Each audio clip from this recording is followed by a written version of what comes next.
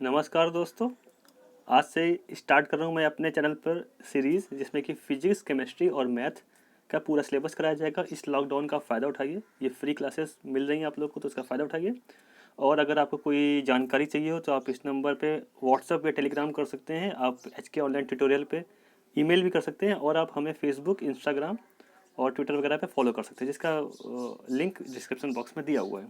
अगर आपको इस लेक्चर की PDF चाहिए तो इंस्टाग्राम पे आइए, मुझे मैसेज करिए, मैं वहाँ से आपको PDF प्रोवाइड कराऊंगा। चलिए स्टार्ट करते हैं। सबसे पहला चैप्टर है क्लास 10th। ये है क्लास 10th का चैप्टर 1। चैप्टर 1 क्या है? फोर्स। उसका पार्ट ए है movement of a force and equilibrium. ये स्टार्ट करते हैं हम लोग। आइए देखते हैं फोर्स क्या होता है। फोर्स फोर्स क्या है? Force is that which produce or try to produce a change in state of rest और यूनिफॉर्म मोशन और शेप ऑफ द बॉडी। जब हम किसी बॉडी पे फोर्स लगाते हैं तो वो उसमें चेंज करने की कोशिश करता है। देखिए, ये एक पर्सन इसमें फोर्स लगा रहा है, इसमें चेंज करने की कोशिश कर रहा है। क्या चेंज करने की कोशिश कर रहा है? इसको खिसकाने की कोशिश कर रहा है। हो सकता है खिसके, हो सकता है ना भी खिसके, लेकिन ये फोर्स लगा रहा है। ठीक है। फिर फोर्स में एक और डेफिनेशन क्या निकल के आती है? Force is the product of mass and acceleration.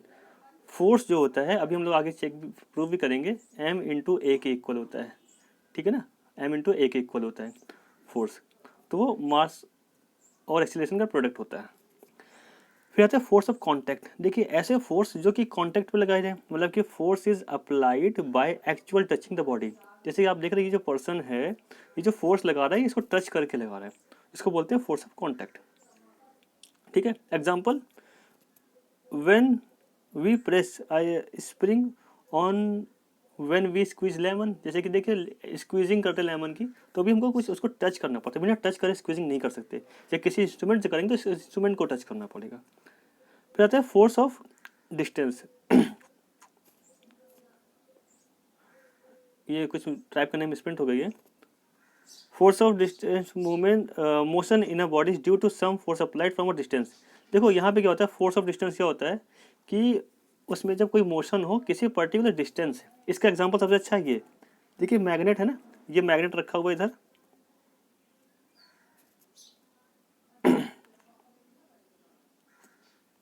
ये देखिए मैग्नेट रखा हुआ है, और कुछ डिस्टेंस पे कॉइन रखे हुए हैं। कोई भी यहाँ पे कांटेक्ट फोर्स नहीं है, ये नॉन कांटेक्ट फोर्स आ रहा है। वो पर्टिकुलर डिस्टेंस से उसको मोशन करके वो अपने तरफ अट्रैक्ट कर लेता है। ये होता है फोर्स ऑफ डिस्टेंस। ठीक है। फिर जैसे कि एग्जांपल भी उसका दिया हुआ है, magnetic force acting on iron piece to attract it, pull of gravity acting on fruit. अब आते हैं कुछ इफेक्ट होते हैं फोर्स के। इफेक्ट क्या क्या हैं? इफेक्ट ऑफ फोर्सेस, पहला है change in speed of motion. अगर कोई स्पीड में है तो उसको चेंज कर देगा। इसकी स्पीड बढ़ा भी सकता है, स्पीड घटा भी सकता है, रोक भी सकता है। देखिए, ये मोशन में है, बहुत तेज है, ये देखिए बिल्कुल बैठा हुआ है, कुछ नहीं है। फिर स्टॉप द मोशन, ये एग्जांपल इसके लिए बेस्ट है, वो स्टॉप कर सकता है फोर्स को। स्टार्ट द मोशन, अगर आप इसमें फोर्स लगाएंगे तो स्टार्ट हो सकता है। जैसे कि यहाँ पे है ना, यहाँ पे इसको जब प्रेशर लगाया जाएगा, फोर्स लगाया जाएगा इसमें, तो इसको पीछे घसीटेगा, तो स्टार्ट हो सकता है। फिर change the shape of the body. Change the shape of the body, अब देखिए इसके लिए हमने एग्जांपल लिया है ये। जैसे कि आपने देखा होगा पहले, अब पता नहीं आप लोग यूज़ करते हैं कि नहीं, साइकिल का जो टायर होता है उसमें हवा भरने दे होती है। हवा भरते टाइम हम लोग टायर को दबा दबा के चेक करते हैं कितनी हवा भरी, अंदाजों से अपने मतलब अंदाज से ही कर लेते हैं कि हवा भरी कि नहीं भरी। तो जब दबाते हैं तो उसका शेप चेंज होता है। जब शेप चेंज हो रहा होता है, दब रहा होता है, इसका मतलब है कि हवा अभी कम है। जब नहीं दब रहा होता तो हवा है। तो क्या हुआ, हम लोगों ने फोर्स लगाया, क्या चेक किया, change the shape of the body. और भी बहुत सारे एग्जाम्पल है, आप तकिए में बैठते हैं उसका शेप चेंज हो जाता है। फिर पांचवा क्या है, fifth, change the direction of motion. मतलब कि हम जैसे कार हो गया, कार सामने जा रही है, स्टेयरिंग को फोर्स लगा करके लेफ्ट राइट मोड़ते वो कार भी मुड़ जाती है। ठीक है। फिर आता है effect of force on rigid body. Rigid body, देखिए ये जो साइकिल इसलिए हमने लिया है, इसमें रिजिड भी है और नॉन रिजिड भी है। जैसे कि ये जो हिस्सा है, ये पूरा रिजिड है, इसको दबाएंगे तो नहीं दबेगा ना, रिजिड है। तो क्या निकल के आता है, it does not change the interspacing between the constituent particle and hence no change in dimension of the object. It can cause motion in it. ठीक है। फिर effect of motion on non-rigid body, it change the spacing between its constituent particle, hence cause changes in dimension and also produce motion in object. ठीक है, फिर आता है Newton's law of motion. First law क्या होता है, बहुत important, बहुत फेमस है। First law, every body continuous to be in state of rest or of motion, uniform motion in a straight line unless it is compared by some external force to change the state। जब तक इसमें कोई बाहरी force ना लगाया जाए ये उसी स्टेट में रहता है जिस स्टेट में है, वो भले ही स्टेट ऑफ रेस्ट हो या मोशन हो। ठीक है, सेकेंड लॉ क्या कहता है, the rate of change of momentum is directly proportional to the applied force and take place in the direction of force. ठीक है, जो rate of change of momentum होता है वो डायरेक्टली प्रोपोर्शनल होता है किसके, फोर्स के। अगर फोर्स के डायरेक्टली प्रोपोर्शनल, इसका मतलब ये हुआ फोर्स जितना ज़्यादा होगा rate of change of momentum भी उतना ज़्यादा होगा। ठीक है, थर्ड लॉ क्या कहता है, action and reaction are equal and opposite. जो थर्ड लॉ कहता है उसका एक्शन और रिएक्शन इक्वल होगा, अपोजिट होगा। इसका मतलब ये हुआ अगर हमने एक फोर्स F1 लगाया है तो वो दूसरे फोर्स -F2 के इक्वल होगा। ठीक है, ये होता है। लॉ ऑफ इनर्शिया क्या होता है, it is the property due to which a body can not change its state itself. अब देखिए कैसे समझते हैं इसको। ये देखिए, ये एक पर्सन है, ये क्वाइन रखा है पेपर के ऊपर और नीचे ग्लास है। ये पेपर में ऐसे टक स्टक करेगा तो क्या होगा, ये पेपर तो बाहर आ जाएगा लेकिन क्वाइन इसके नीचे आ जाएगा। ये क्यों होगा, ड्यू टू इनर्शिया, क्योंकि पेपर खिसक गया लेकिन क्वाइन का वो इनर्शिया की वजह से अंदर चला जाता है। ठीक है, अब इनर्शिया में कुछ फैक्टर अफेक्ट करता है, क्या है, more is mass of a body is its inertia. More मतलब कि अगर बॉडी का मास ज़्यादा होगा तो इनर्शिया भी इसके ज़्यादा होगा। अगर इसके जगह क्वाइन के बजाय कोई पेपर पीस होते तो शायद वो अंदर नहीं जाता, वो उड़ के निकल जाता। Mass is the measure of inertia, mass से हम लोग इनर्शिया को मेजर कर देंगे। when a force produces motion in a body, it produces acceleration in the body and body moves which changes velocity। ठीक है ना, जब क्या होगा, जब फोर्स लगा रहे हैं तो क्या होगा, मोशन हो रहा है, मोशन से एक्सेलरेशन हो रहा है, एक्सेलरेशन से क्या हो रहा है, बॉडी में चेंज इन वेलोसिटी हो रही है। तो एक्सेलरेशन क्या निकल के आता है, the rate of change in velocity is called acceleration. ठीक है, अब आते हैं इसकी यूनिट क्या होती है, CGS में इसकी यूनिट होती है, इसको बोलते हैं डाइन। डाइन, ठीक है, 1 न्यूटन इक्वल टू 10⁵ डाइन होता है, वो आगे मिलेगा, नहीं मिलेगा तो मैंने बता दिया। ठीक है, तो फोर्स का जो यूनिट बनी कैसे, 1 फोर्स इक्वल टू होता है मास इंटू एक्सीलरेशन। 1 फोर्स मतलब 1 डाइन और मास हो गया 1 ग्राम और एक्सीलरेशन हो गया 1 सेंटीमीटर पर सेकंड स्क्वायर या फिर 1 सेंटीमीटर सेकंड इनवर्स। तो dyne is the much force which when acting on a mass of 1 gram produce an acceleration of 1 centimetre per second square.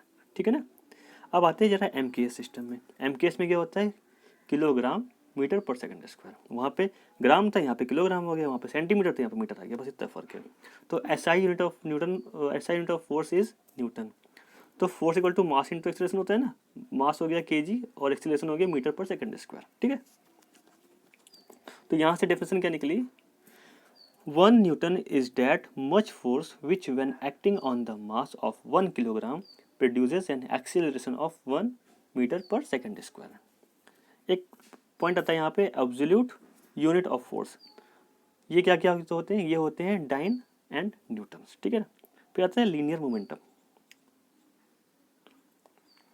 Linear momentum में आते हैं, linear momentum the product of mass and velocity of the body is called linear momentum. देखिए यहाँ पे क्या आ रहा है, मास है और वेलोसिटी है। ठीक है ना, m और v, इसका जो प्रोडक्ट होता है वही होता है p, की भी लिखा, p इक्वल टू mv। तो मास और वेलोसिटी हो गई। मास की यूनिट क्या होती है, वो होती है kg, वेलोसिटी की क्या होती है, मीटर पर सेकंड इनवर्स या मीटर पर सेकंड। ठीक है ना, मीटर पर सेकंड ये लिखा है, तो क्या बन गया, kg मीटर पर सेकंड। अब आता है rate of change of momentum. The rate of change of linear momentum of a body is directly proportional to the external force applied on the body and take place always in the direction of the force applied. ठीक है, क्या हुआ फिर से समझते हैं. The rate of change of linear momentum of a body is directly proportional to the external force. जो rate है चेंज होने का लीनियर मोमेंटम का वो डायरेक्टली प्रोपोर्शनल होता है किसके, एक्सटर्नल फोर्स के. फोर्स ज़्यादा होगा तो rate of change of momentum भी ज़्यादा होगा, फोर्स कम होगा वो भी कम हो जाएगा क्योंकि ये डायरेक्टली प्रोपोर्शनल है.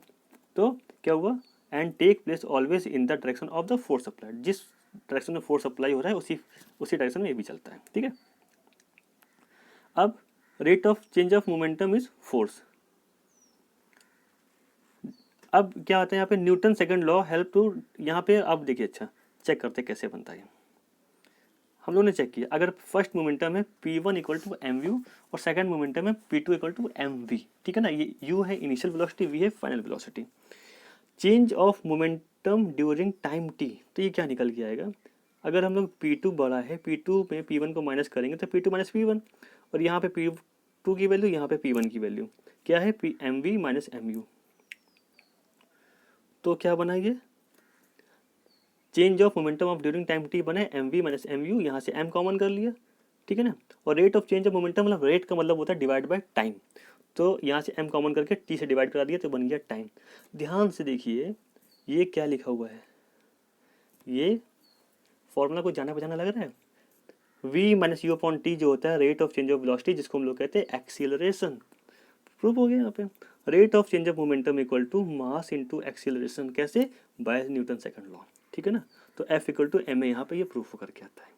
ठीक है, आगे चलते हैं. ग्रेविटेशन और ग्रेविटेशनल फोर्स, ये क्या होता है. Gravitation is the force of attraction between any two bodies. ठीक है, दो बॉडी के बीच का जो अट्रैक्शन होता है वो ग्रेविटेशन हो सकता है. Each body in this universe attract other body towards itself with a force known as gravitational force. Thus, gravitation is the study of interaction between two masses. अब ये तो ग्रेविटेशन अब आता है force due to gravity. The force with the body is attracted towards the centre of the earth. ठीक है, ऐसा force जो कि सेंटर ऑफ अर्थ की तरफ अट्रैक्ट हो रहा है या सेंटर ऑफ अर्थ अट्रैक्ट कर रही है, वही ग्रेविटेशन फोर्स होता है. ये भी हम लोग डिनोट करते हैं F equal to M G से. अब ग्रेविटेशनल यूनिट क्या होती है फोर्स की, gravitational unit of force is kgf. ठीक है, ये क्या होता है, is the force which the earth, misprint है थोड़ा सा ध्यान रखिएगा, attract a mass of 1 kg. 1 kgf क्या होता है, 1 kg इंटू 1 ग्राम. F है ना यहाँ पे, तो 1 kg ये F आ जाएगा, 1 ग्राम आ जाएगा 9.8 मीटर पर सेकेंड पावर -2. ओवरऑल इसको सॉल्व करके लिखते हैं 9.8 न्यूटन. मतलब 1 kgf जो होता है वो 9.8 न्यूटन के इक्वल होता है. अच्छा 1 kgf था, ये gf था, मतलब कि k का मतलब होता है 1000, तो ये gf है. gf is the force which the earth attract a mass of 1 gram. 1 gf क्या होगा, 1 ग्राम इंटू ग्राम, 1 ग्राम और 1 g की हो गई वैल्यू. ये जो 9.8 मीटर पर सेकेंड स्क्वायर था, इसको हम लिख सकते हैं 980 सेंटीमीटर पर सेकेंड स्क्वायर, जो कि इक्वल होता है 980 डाइन के. ठीक है, बस सिंपल सा था. मास क्या होता है, mass is measure of amount of matter in an object. It is a scalar quantity. ध्यान रखिए स्केलर क्वांटिटी होता है. यूनिट ऑफ मास CGS में होता है ग्राम और SI यूनिट में होता है किलोग्राम. वेट क्या होता है, weight is a measure of the effect of gravity or other acceleration upon an object is a vector quantity. It is a vector quantity. देखिए क्या होता है, जो वेट होता है ना, ये ग्रेविटी का इफेक्ट होता है. ठीक है, और अपॉन ये क्या करता है, इसमें एक्सेलरेशन भी वर्क कर सकता है, और ये क्या है, ये वेक्टर क्वांटिटी होता है. और जबकि मास स्केलर क्वांटिटी होता है, वेट वेक्टर क्वांटिटी होता है. ठीक है ना, और जो वेट होता है ना, W equal to M G बोलते हैं. वेट डिपेंड करता है सेंटर ऑफ ग्रेविटी पे, तो ये कांस्टेंट नहीं होता, जबकि मास कांस्टेंट होता है. इंटरनल मास क्या होता है, inertia due to mass of body. It opposes the change in state of rest और मोशन. ये इनर्शिया ड्यू टू क्या बोला गया, inertia due to mass of body. It opposes the change in state of rest और motion, ये oppose करता है, आप कुछ भी करिए, मोशन पे हो तो रेस्ट का अपोज करेगा, रेस्ट पे है तो मोशन का अपोज करेगा, बस इतना ध्यान रखिएगा, ठीक है। तो ये पहला पार्ट का लेक्चर था, छोटा सा लेक्चर था, खत्म होता है। और आपको कुछ प्रॉब्लम हुई हो तो आप कमेंट करिए, और हमसे जुड़ना चाहते हैं तो इंस्टाग्राम में आकर के कमेंट करिए, मैसेज करिए, मैं रिप्लाई करूँगा। Okay, thank you.